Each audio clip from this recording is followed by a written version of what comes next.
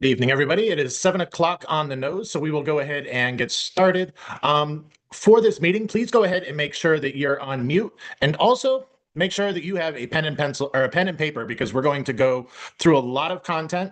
I really want this to be kind of one-stop shopping for your college admissions process where you're going to get the overview of everything that you need tonight. I'm going to lay out everything pretty much in chronological order so that you guys can get an overview of everything that you need. I'm going to give you a lot of detail, a lot of tips, and I'm also going to show you some of the tools that I use with my clients to help guide them through the process. And you're going to have access to those. And I'm also going to be giving those away. Everybody's going to get one of those for free when we end up this evening. So welcome. My name is Warren Buck. I am the founder of Future Finders, a college admissions advisory company. I also help basically with any life transition that young people have. After being a teacher and a principal for the last couple of decades, I've really just fallen in love with the process of helping young people figure out what's next and showing them what's out there and what can make their future as bright as possible. So what you can see is that we have an agenda that's going to take us chronologically through this entire process. And we're going to start with just a couple of notes. I've already mentioned this. Please have a pen and paper ready. Also, I'm not sure if I'm going to be able to do a lot of questions through the chat today because the agenda is so packed. But if you have questions, please feel free to join our Facebook group. I'm on there. I'll answer any questions. Again, one of my big goals is to make sure that this is one-stop shopping for you all. Instead of having to cobble together all your answers from one Facebook group after another, one expert after another, you can really just kind of join with me and we'll make sure that you get everything that you need. I'm also going to be sending out this recording for everybody that registered tonight. So don't worry if you don't catch everything. You'll be getting a full recording of this. And then also down here, you'll see that you're going to be getting your free tool with a class of 27 cohort coupon code that you can use on my website. So you'll be able to use that for a free premium product for the next 48 hours. And again, I'll send that out to everybody that registered when we wrap up this evening. All right, so I'm going to leave the QR code to join the Facebook group real quick. If you want to snap that, join it on your phone, and then you'll be able to drop any of the questions that you don't get answered tonight into that group throughout the weekend, and I'll make sure to hang out there and answer your questions. I often tell my clients that I'm not the best businessman in the world. I have too much of a passion for helping families out with this process. I really just want y'all to not feel overwhelmed by everything. So please feel free to hang in there and answer any questions that don't get answered tonight. It's called Parents at a Crossroad, Choosing High School Pass.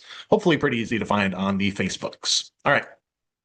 Quick plug, I have written a book that kind of captures all of this, available for just 12 bucks on Amazon, and it takes you through the entire journey. I do it in a way that's nonfiction, but also mixed in with a little fiction. You can see our main character on the screen is Samantha, and the not so subtle metaphor of moving her from the backseat in college admissions to driving the car by the time she goes to college. So the book is easy breezy, got a lot of information, and it also comes with a giant workbook that leads you through the entire process and shows you how to do everything. So I'm going to just quickly plug my delightful book, and then you won't have to hear about it the rest of the evening. All right, let's jump in.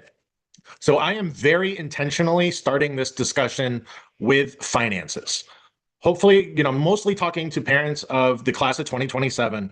And if you haven't already, I cannot encourage you strongly enough to please, please, please make a budget and be realistic about it with your student. This is one of the things that's most heartbreaking for somebody that works in the field that I do. You see students work so hard for 4 years, thinking they're going to get into their dream school. They work and work, take the test, they study, they sacrifice social time, and they do what it takes to get into that school. And it's amazing. They celebrate, they jump, everything is incredible. But then the parents have no idea how they're going to pay for it. So I'm sitting in my Facebook groups, class of 26, watching parents slowly come to this realization that FAFSA didn't provide much, if any, money. Scholarships are hard to find. It's a lot of extra work, and money just doesn't show up. The myth of a full ride scholarship is often just that. So I really want to intentionally let everybody know that if you're starting this process, please, please start it with a realistic budget. One thing, I get a lot of questions about FAFSA, and I know as a former principal myself that that's because there's a lot of pressure on high schools to let families know about FAFSA. It's the federal program for student aid, but the fact of the matter is most middle class and upper class families aren't going to get much, if anything, from FAFSA.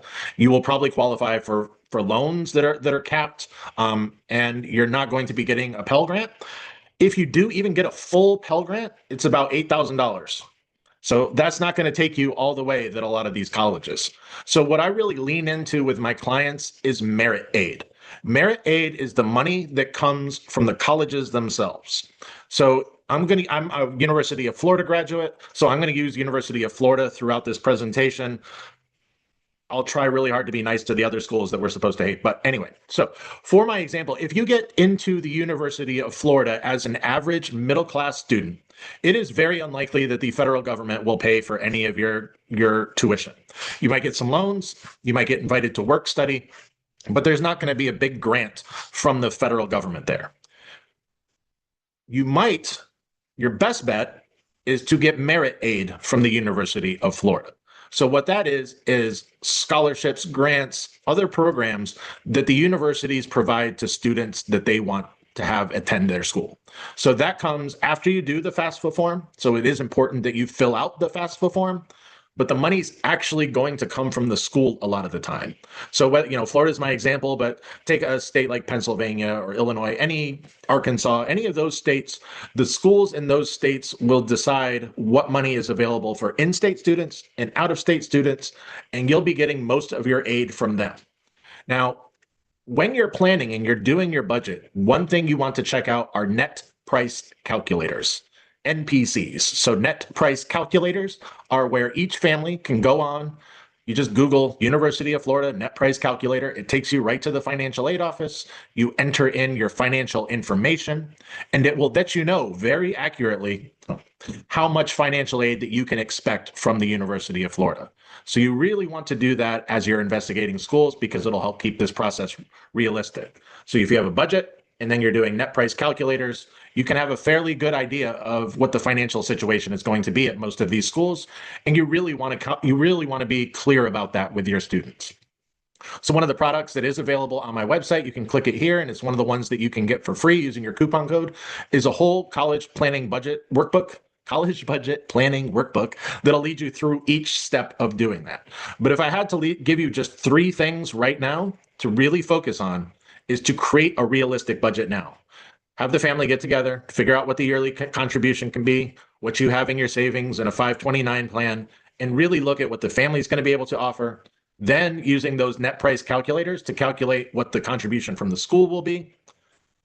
And then you also can check on FAFSA, but I don't want you to count on FAFSA. I don't want you to think that there's some big FAFSA reward sitting out there for every family. It's again, as I said, a maximum of about $8,000. Okay, so hopefully we're starting off with a really good budget, and that's going to guide the rest of our work. Because then what you should be doing, one of the things that you should be doing right now in junior year is mapping out what the testing strategy is between now and when applications hopefully get submitted around October or November. I would imagine if you have a junior, most of them have taken the ACT or the SAT, probably both for a lot of people. And one misconception I want to give you a tip about, after your student has taken the ACT and the SAT, have them pick one.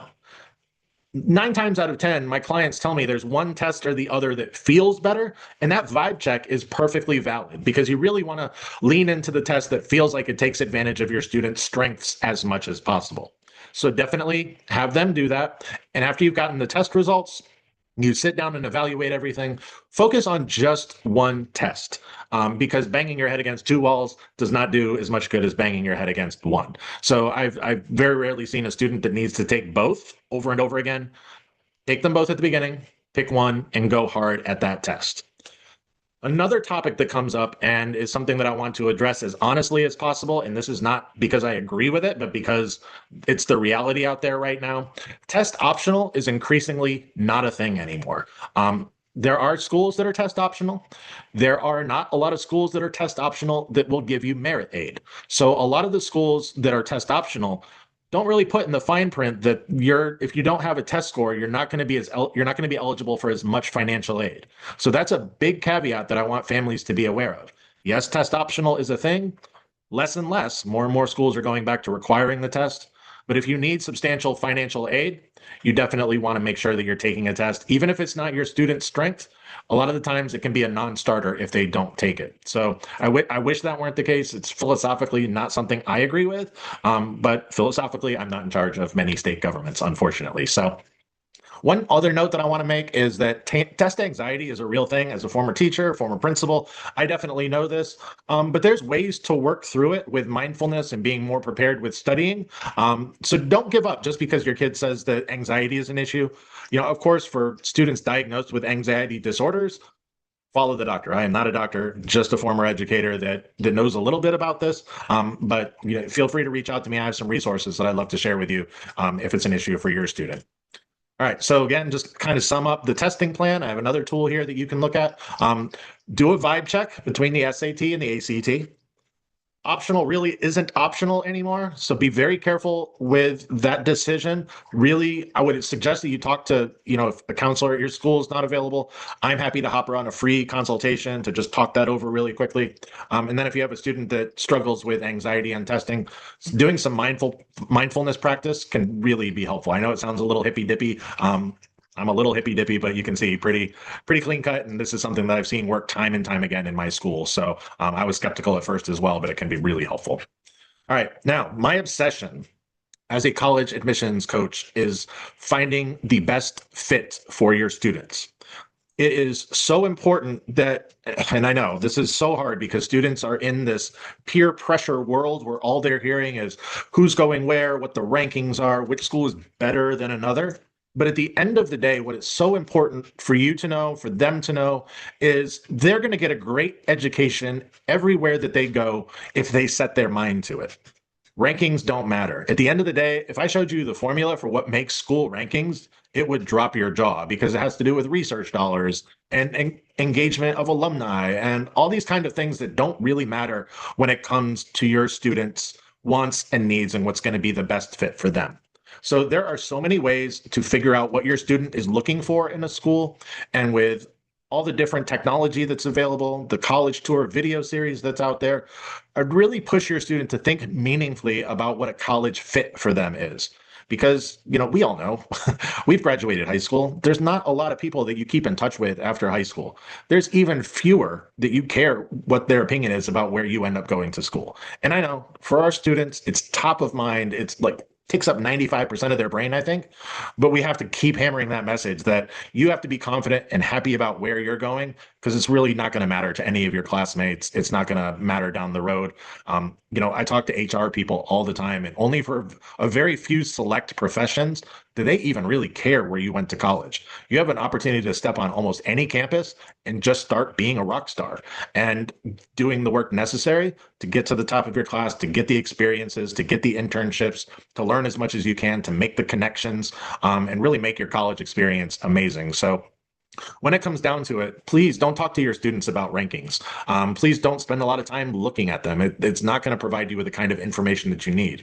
If you really want to look at one number, one little secret number that I can give you is look at this college's 4-year graduation rate. Again, just Google it. University of Florida, 4-year graduation rate. If you see a school that's under 50% of their students graduate within 4 years, that should raise at least a yellow flag for you. You really want to make sure that you dig into that and find out why. Sometimes it's because a lot of students are in an engineering program and it takes a little bit longer. It's really rigorous. But that can often be a signal that schools don't provide enough resources and support to students that are struggling. So they take longer than 4 years to graduate. Their retention rate's low. And if you start going past 4 years into 5 years or 6 years, that is a drastically different budget for the family than we talked about at the beginning of this process. So really, if you're going to focus on one number, not ranking, it's 4-year graduation rate. All right. So again, here's another tool that you can get off of my website. It's a whole scoring system kit. This is honestly my favorite tool in the whole website. This one leads your student through doing a very detailed survey and then shows you how to use artificial intelligence to determine which schools are the best fit for your student based off those survey results. I've developed it over the last 3 years. I've tried hundreds of trial runs on it, gotten amazing results. So it's definitely something I'd recommend you trying out. So please avoid those dream school disasters that I alluded to, where students set their mind on a dream school just because of reputation, fandom, whatever, and you can't end up paying for it. And then this is the magic formula right here that I give my clients. You want an academic fit that is also, they got to have the major that they're looking for. It's got to be a financial fit. It's got to be within the family's budget, or you've got to have a realistic recognition that since it's not in the budget, your student's going to have to work double time to earn scholarships or merit aid or that kind of thing. And then third and last is the social fit. Schools are different environments. Some are, what I call uh, school spirit schools, where big football scene, basketball scene, tailgating scene, that kind of thing. Others are more intimate, so you want to make sure that's right. But at the end of the day, that should be one of the last considerations made. All right. And again, you really want this springtime to be when you're identifying the schools that you want to look at the most closely. So really taking your time to look around. There's no pressure to have a list set yet, but you want to take this time in the spring, in the early summer, after the school year's out, to really do your due diligence to make sure that you're picking schools for your list that are going to be a good fit in those three realms: academic, financial, and social. All right. So now we're getting into summertime. Your students are probably busy doing fun stuff, doing some things that look good on the resume. That's fantastic. But I want to caution you that it's not just as simple as saying, start writing your essay. Because here's what happens with the application when it opens on August 1st. You really have to think of the Common App as a whole story that you get to tell. So you're going to input their grades into the Common App. You're going to put the activities in the Common App. You're going to ask for letters of recommendation through the Common App. You're going to write the personal statement. They're going to put it in the Common App. The thing is, the people that are in the admissions office need to look at those pieces and see the whole story of who your student is. You want to make sure that you're really thinking strategically about how to emphasize their character. Don't worry so much about emphasizing their grades or their test scores. That's already included. That's what a transcript is for. So when we're thinking about activities, when we're thinking about letters of recommendation, when we're thinking about essays, we've got to be thinking about character. We want to demonstrate things like initiative, selflessness, perseverance, initiative. These things are what makes students stand out, and you want to think strategically. So if their activities show that they have selflessness because there's a lot of volunteering in their activities, great. You can consider the selflessness box checked. If their letters of recommendation talk about their initiative, they started a club or did something like that at their school, great. Consider the initiative box checked. But then when it's time to sit down and write that essay, you want to think about the things that they need to show character-wise that don't show up in other parts of the whole package, because the admissions officers look at the whole thing. So really, when they're trying to choose a topic, please tell them to just think about things that demonstrate their character. They don't want to, resume repeat trap is what I call it, where they just talk about things that are already listed in the Common App. The last thing an admissions officer wants to see is that they are just repeating stuff that they can read right in front of them. They don't need to talk about their test scores or the club they're in. They want to pick some stories about their life that really lets their character shine through. So a couple of other myths that I want to talk about. Please don't feel like your student needs to do a million things. That, the students that think they have to get 20 different activities going and keep the mom taxi service running all around town all the time, that's not what's going to stand out for college admissions. What stands out is that they're doing 3 or 4 meaningful activities for a long period of time, as long as can be in high school, but that they're doing deep work. They're having an impact where they're putting their time, and that they're hopefully getting some leadership opportunities. So it's really more about meaningful contribution to communities than doing a million things. You only get to list 10 activities anyway. So don't waste your time trying to just cover every base and think that you can put every single, DECA and Habitat for Humanity and Model UN and everything in your resume and in your Common App if you don't really authentically engage with it over a number of years. The last thing a college admissions officer wants to see is a whole bunch of things that were started in junior year and that, just continue for 1 year. It's much more impressive when they started with something in freshman or sophomore year. If you're a parent of a freshman that's on this call, have them try out a whole bunch of different things, but with that eye on narrowing it down to a few that they really focus on when it comes college application time. So I've got another tool that helps with this that kind of walks you through what the exact character traits are. But really, it's the common sense things that you would think that any school would want to emphasize when looking at, their students. Do they have the kind of character that's going to make for a solid campus? You also want to avoid repetition. And one thing I'll also stress here is to choose wisely when it comes to the activities that you list, make sure you're putting meaningful ones, but also choose your letters of recommendation this spring very carefully. You don't necessarily want the teacher that's just going to talk about how smart you are, how great you do in a class. That might seem like a win because the teacher is going to have nice things to say, but try to think a little outside the box. Maybe there was a teacher that saw them struggle at first, but then really put in the work to grow, or saw them through a character lens where they were the go-to person in class that really helped them out with new students or struggling students. So try to think across a variety of contexts for who's going to tell the best story that the rest of the application doesn't. So you can get a little creative with this. Not as many schools emphasize letters of recommendation anymore, but now is a good time to think about it strategically. Ask your teachers, ask their teachers after spring break. Don't wait till next fall when everybody else does it, because by that time it's going to be really annoying for the teachers. Trust me, as a former teacher, it's very annoying if you ask me in September when your applications are due in October. So you want to ask now. Go ahead, give them a resume or a brag sheet, whatever you've got. Give them some talking points that you want them to emphasize. Again, as somebody that's written a bajillion letters of recommendation, I am thrilled when you tell me what you want me to write. Less work for me. So I can go ahead and get that drafted at the beginning of my summer break. I'm going to stick it in a file. And then when you add my name in the Common App on August 1st and I get that email from Common App, I'm going to go ahead and upload it first thing just to get it off my plate so I can get ready for the school year and not have to worry about those things. And then when I get back to school, I can deal with all those kids that didn't think ahead. And then I'm going to have that in the back of my mind when they're asking me. So just a little teacher insider tip there. All right. So what makes essays amazing?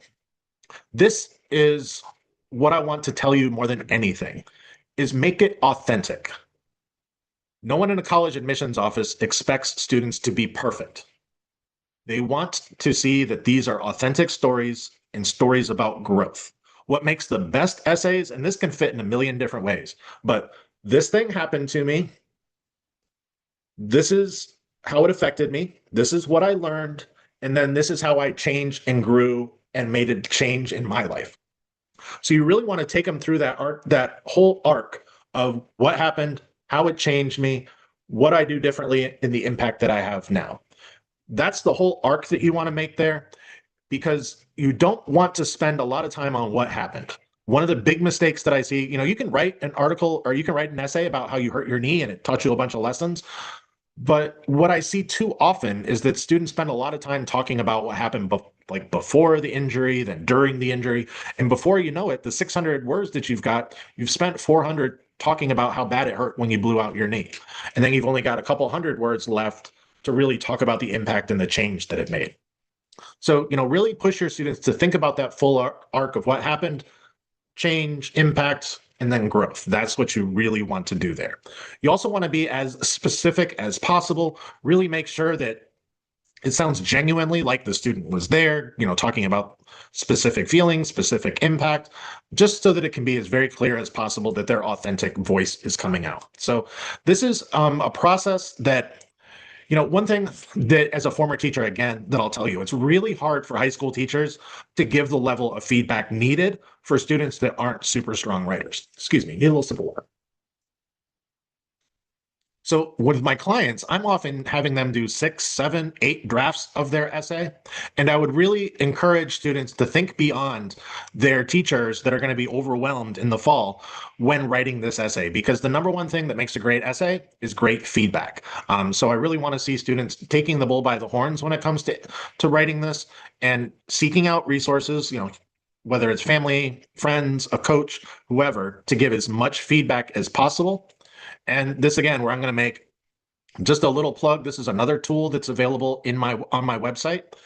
And I know this is probably going to freak people out, but I figured out how to use AI to give students amazing high-level feedback on their essays in a way that teachers just can't, because of the sheer volume of feedback that some students need.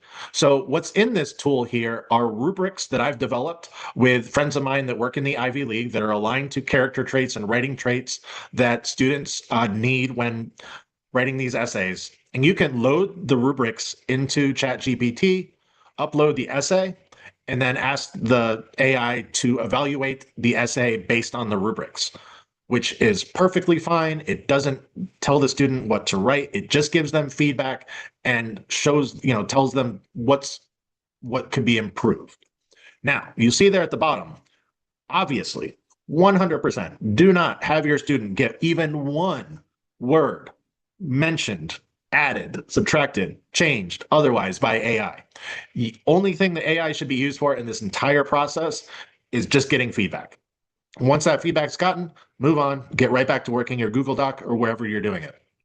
It is so obvious to a seasoned essay writer when a student has AI write their essay and they just end up making themselves look pretty foolish because the number one thing that makes a great essay is that authentic voice, and students just can't make that happen through AI. So I know that sounds a little bit like mixed messaging, but there is a clear role for AI here, which is to help where most teachers don't have the time to help, but they absolutely cannot use it to write one word, one sentence of their essay. They have to be really disciplined in thinking about that division.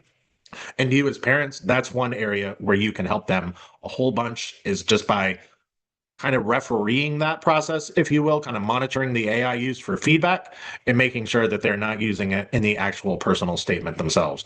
These are funky times that we're in while we're all figuring out this new technology. I have former teachers of mine and friends of mine that are principals that are wringing their hands about AI all the time. So I'm trying to make this as simple as possible. There's one lane that I think it's good for, but then everything else it needs to stay out. That writing's too personal, and it's I'd rather have an essay that's flawed and highly personal than perfect and written by a robot.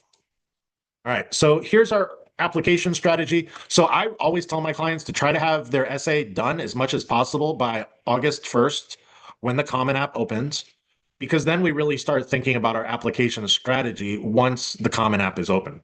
So there's basically three buckets that most students fall into when deciding which schools to apply to.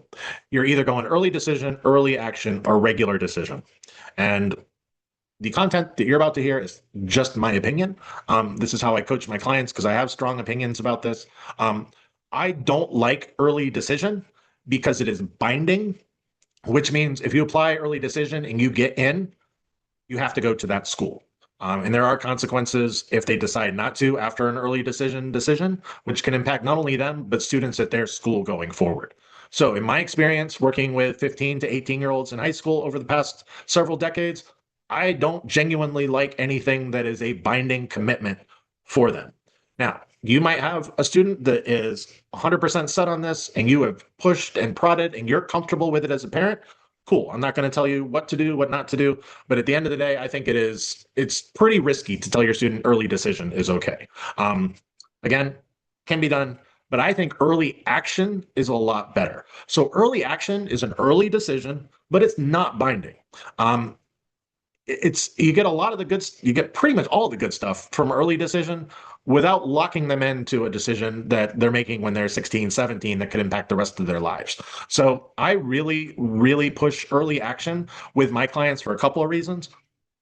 First, you get a lot of the benefits. Like if you're at the front of the line applying to a school you really like, it's good to be at the front of the line. It just is. You have a slightly lower chance early action than early decision, but not enough that I think that makes it worth it. And then I really like this application process to get over in early action because I want my clients to have fun their senior year. And if you get those early action applications in October, November, you're getting decisions, in December, maybe January, that frees up a lot of brain space, takes a lot of stress out of the family situation, and then you're sitting in pretty good shape. Then if you're not happy with how early action went, you still have some time before regular decision deadlines, which will start coming in January. So early action to me is really the sweet spot. That's the one I go with 8 times out of 10 for most of my clients because it leaves us regular decision as a backup, and then we can kind of sit there and see what the merit aid situation plays out to be before we make our commitment later in the spring. Pardon me again for some more water. And one of the things I get asked a lot is building a list of schools. How many schools should we apply to? Reach, target, safety. The standard line is apply to about 10 schools, a couple of reach schools, 3 or 4 target schools, and then a couple of safety schools. That's fine. There is no one right answer. Please don't think that there is. I've had clients that apply to 20, and I've had clients that apply to 4, and they end up with really happy results. So there is no right way. there is the right way for you and your family. The only thing I say often is don't stress out about reach schools too much. If you want to try for a couple just for giggles, cool. But it can, if you really put a lot of eggs in that basket, it can get demoralizing after a while. And, they're reach schools for a reason. I put a lot more energy into target schools. That's where the college fit that we talked about really comes in, is making sure that we're going to schools that are a good fit for us academically, good fit financially, good fit socially. And those are often going to end up being target schools. So if I have a client with 10 schools and 8 of them are targets, one on either end, I'm pretty happy with that, because that usually ends up with a client that's got a bunch of happy choices at the end of the process. All right, so a couple of myths that I wanted to debunk about how college admissions decisions are made. Um, right now, we're kind of going through a weird, I don't know, weird's the right word, a unique era in college admissions where there are a ton of kids with amazing grades, amazing test scores, amazing extracurriculars. So that leads to this perception that if I have great scores, I'm getting in where I want. No. Schools, to kind of combat the grade inflation, are moving to a more holistic review process where that essay really matters. Those letter of recommendations, way heavier. The activities, they want to look more carefully at those kind of things. So they really want to see that students aren't just grade factories, aren't just students that toe the line and get the grades and keep things moving. They want to see evidence that kids are learners, that they really care about their education, that they've thought about their future, that they've thought about the impact that they can have. So I see, again, these Facebook groups, you see all these posts where students have, a 5.2 GPA and a 1540 SAT, and they didn't get into their first choice.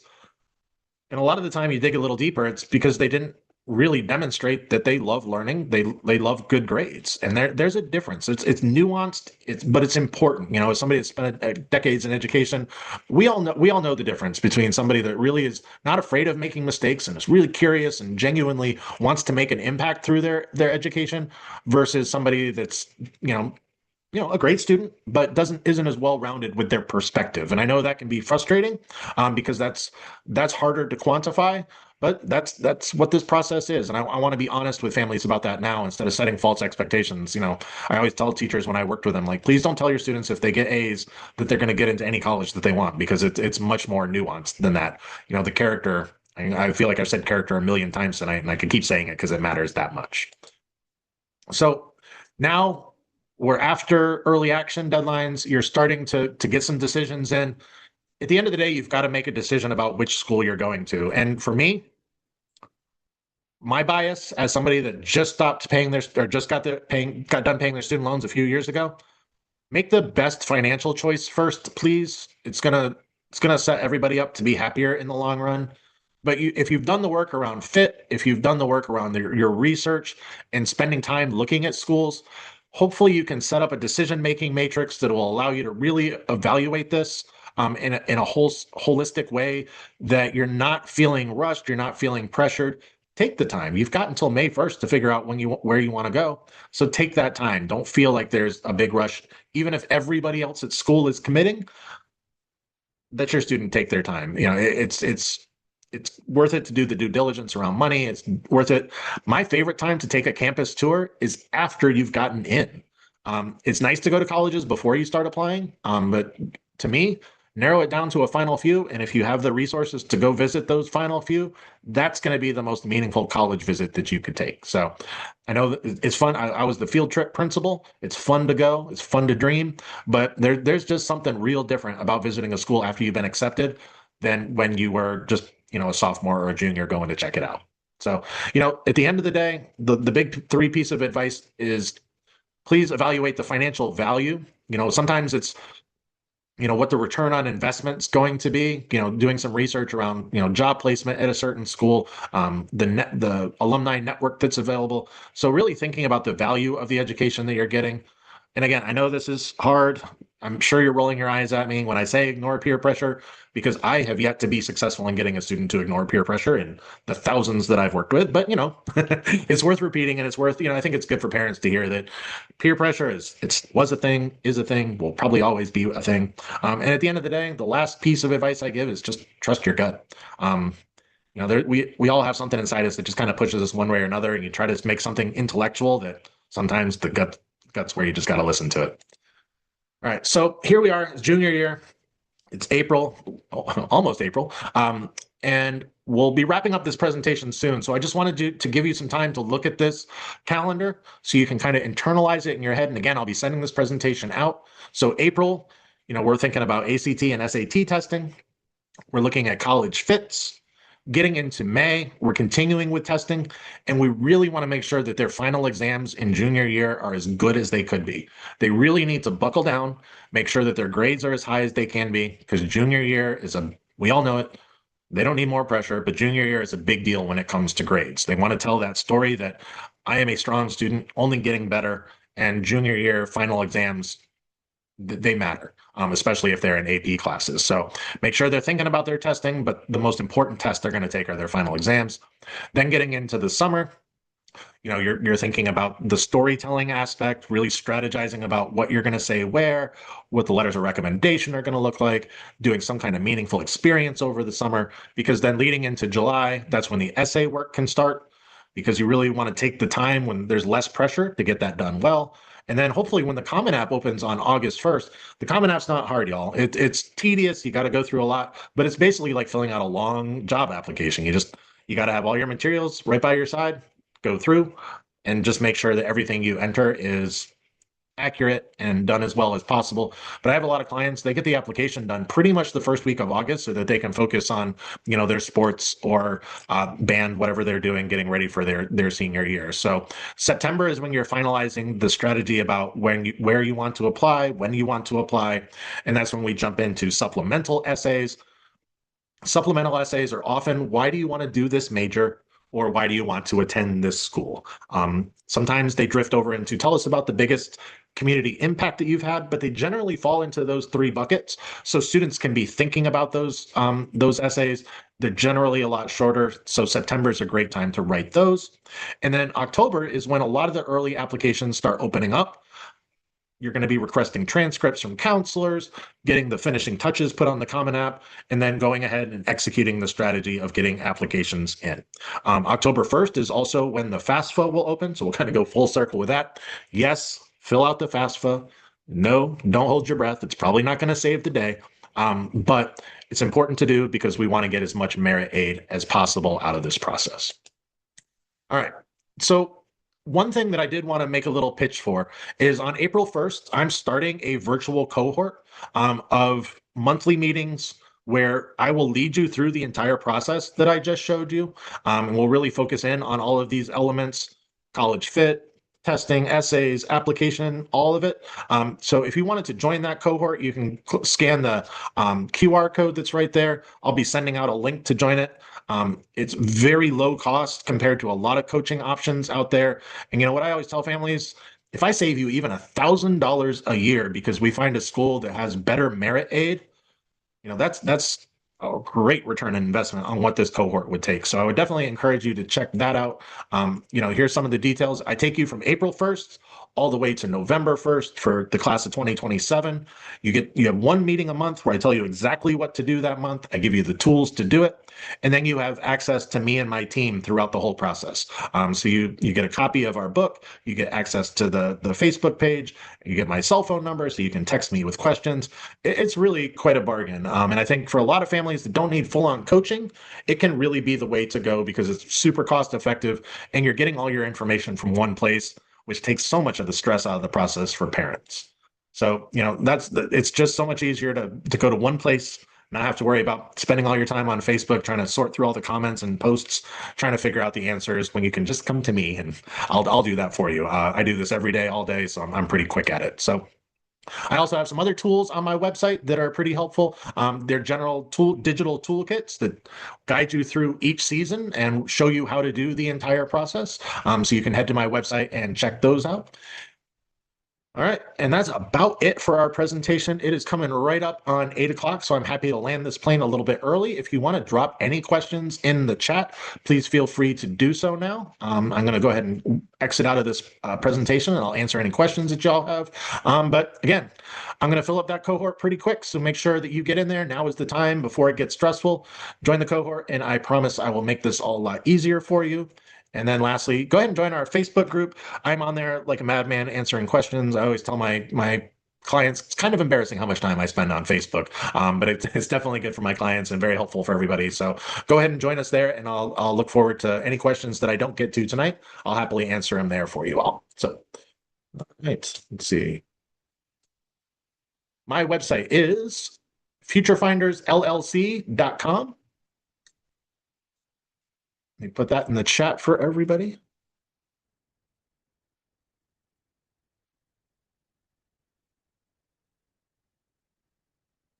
There you go. And since it's You're welcome, Mary. Thanks very much for joining us tonight. I hope it was helpful for everybody.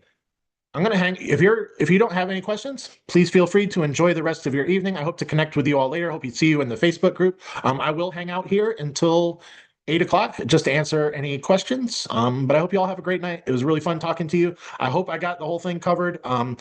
This process can seem like a lot, but it's manageable. Take a deep breath. There's lots of us that love helping out with this. At the end of the day, we want to see great kids ending up at great schools. So don't be afraid to ask for help. All right. We'll see you all soon.